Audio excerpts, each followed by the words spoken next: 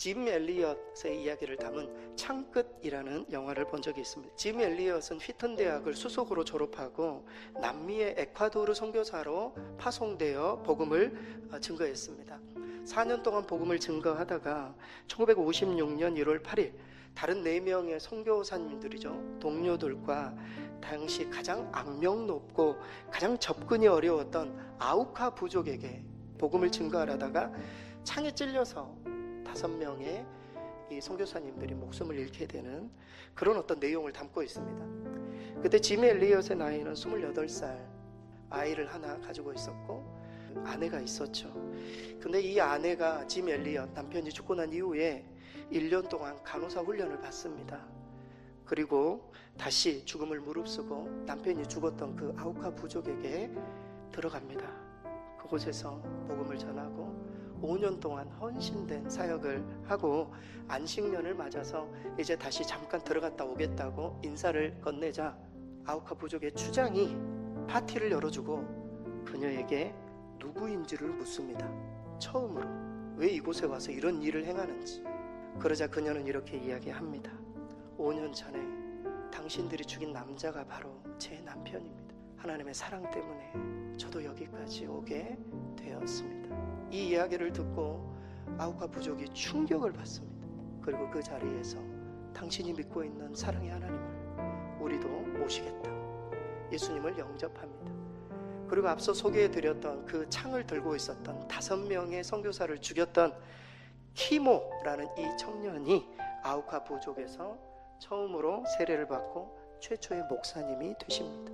그리고 순교한 선교사들 자녀들 중에 2명이 아버지가 순교했던 그 강가에서 저 키모 목사에게 세례를 받게 됩니다. 그 내용을 담고 있는 영화가 바로 창끝, The End of the Spear, 창끝이라는 영화입니다. 장애인 선교단체인 미랄 선교단 모임에 참여하시는 한 어머니의 간증입니다. 그 어머니는 젊으셨을 때 앞으로 본인이 선교사가 되어야 되겠다 이런 마음을 품었다고 합니다.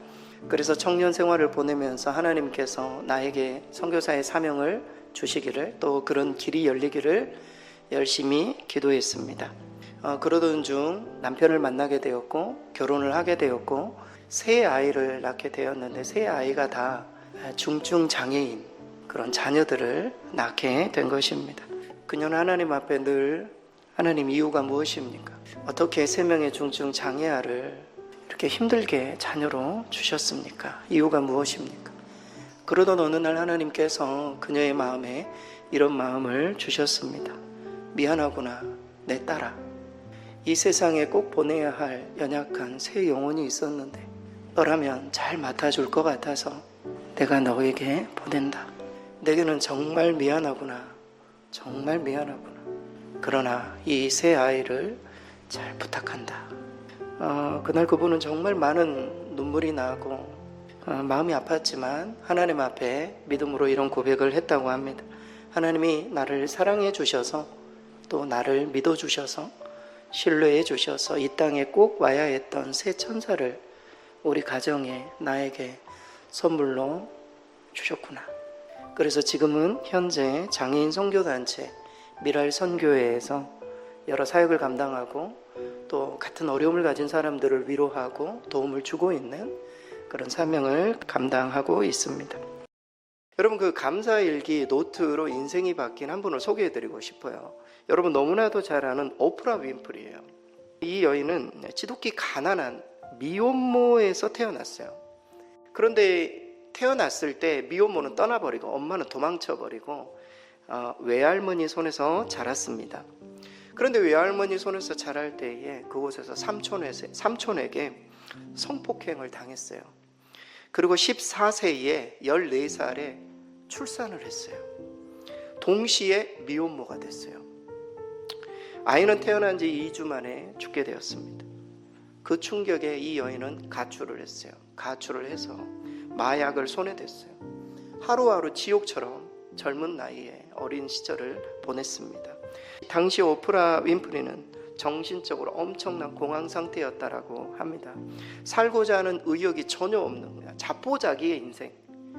근데 놀랍게도 그렇게 기구한 그녀의 인생 가운데 한 사람이 나타나요. 누구인가? 친아버지. 친아빠가 예수님을 믿어가지고 변화되어서 오프라 윈프리 앞에 서게 된 거예요. 그래가지고 이 변화된 아버지는 오프라에게 성경을 하나 건네줬어요. 성경을 읽었어요. 오프라가 이 성경을 읽으면서 놀랍게도 감사가 하나님의 뜻이라는 사실을 발견해요. 그리고 난 다음에 그는 감사 목록을 기록하면서 그의 젊은 인생을 하나님 앞에 나에게 감사거리가 있지 않는가, 그러면서 저녁마다 감사거리 5가지를 적었다고 합니다. 그녀는 매일 밤 잠자리에 들기 전에 고마운 것 5가지를 적으면서 놀라운 인생 역전을 경험하게 되었습니다.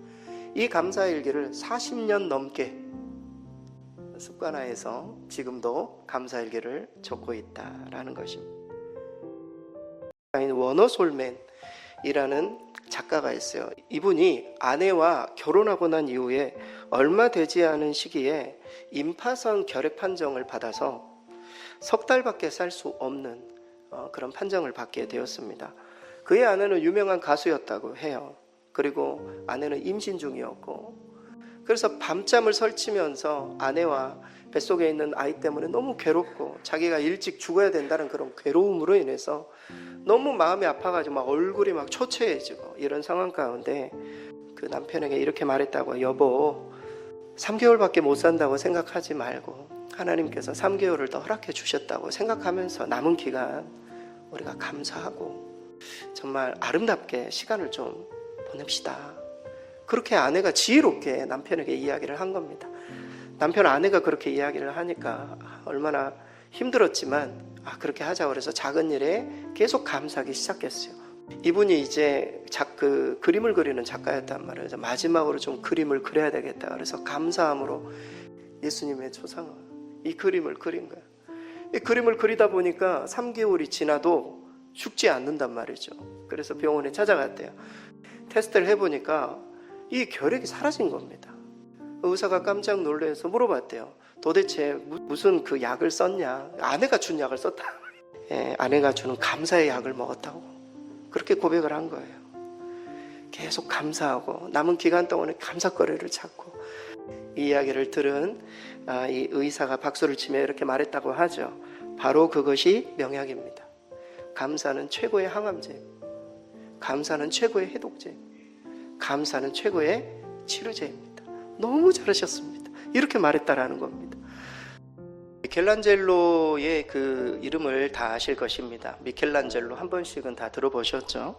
그는 20대에 피에타라는 상, 다비드라는 그런 유명한 조각상을 만들었고, 50대에는 메디치 예배당을 건축했고, 60대에는 시스티나 성당 벽에 그 유명한 최후의 심판이라는 그런 유명한 그림을, 벽화를 남겨서 세상에 굉장히 명성이 있는 인물로 알려졌습니다. 하지만 미켈란젤로가 되기까지 미켈란젤로에게 꿈을 주었었던 그 스승을 기억하는 사람은 거의 없습니다. 미켈란젤로의 스승은 보톨도 지오바디라는 스승이 있습니다. 이 지오바니는 미켈란젤로가 14살 되었었던 때에 그를 그의 문화생으로 받아주었습니다. 그때 그의 재능을 보고 이 스승은 이렇게 물었다고 합니다. 너는 위대한 조각가가 되기 위해서 무엇이 필요하다고 생각하느냐? 미켈란젤로는 제가 가지고 있는 재능이 중요하고 기술도 중요하지 않겠습니까? 이렇게 이야기를 했습니다. 그러자 이렇게 말합니다. 내 재능과 기술만으로는 안 된다. 너는 내 기술로서 무엇을 위해 그 기술을 쓸 것인가? 이것을 결정해야 된다. 그런 후에 지오바니는 미켈란젤로를 데리고 나가서 2곳을 구경시켜 주었다고 합니다. 첫 번째 장소는 술집이었어요. 술집으로 데려가자 그 앞에 있는 조각상이 보이는 것입니다. 그러면서 이렇게 말합니다. 이 조각은 참 아름답지만 조각가는 술집을 위해서 자기 조각을 사용했단다. 너는 이런 조각가가 되고 싶느냐? 이렇게 보여주고 난 이후에 두 번째는 대성당으로 가서 아름다운 조각상을 보여주면서 너는 아름다운 천사의 조각상이 마음에 드는지, 아니면은 앞서 보여주었던 그 술집 앞에 있었던 조각상이 마음에 드는지. 그러면서 이렇게 말합니다. 똑같은 조각이지만 하나는 하나님의 영광을 위해 세워졌고 다른 하나는 술 마시는 쾌락을 위해서 세워졌단다. 너는 네 기술과 재능을 무엇을 위해 쓰기를 원하느냐? 그러자 미켈란젤로가 반복해서 세 마디를 했다고 해요. 하나님을 위해서 쓰겠습니다. 하나님을 위해서 내 재능을, 하나님을 위해서 내 기술을 사용하겠습니다.